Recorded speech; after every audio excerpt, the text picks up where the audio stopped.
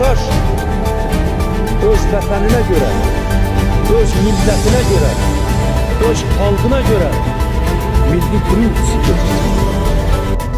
Sosial şəbəkədə xüsusilə azyaşlıların sosial şəbəkədən istifadə etmə halları var. Ailə üzvləri ilə bağlı məlumatları verirlər.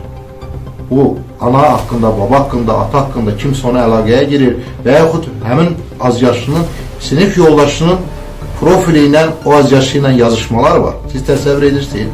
Ona görə valideynlərimiz diqqətli olmalıdır. Bu uşaq az yaşlı sosial şəbəkədən istifadə edir. Görünür ki, sinif yoldaşı ilə yazışır. Amma görünmür axı, bu sinif yoldaşının atasıdır, əmsidir, dayısıdır, xalasıdır, bibisidir. Uşaqdan aidiyyəti olmayan nələrsə soruşur. Bu artıq dəhşətli bir vəziyyət. Ona görə, baxın, cəzanın və təhlükənin, yaxud çağırışın, təhdidin hardan gəldiyi bilinmir, görünmür.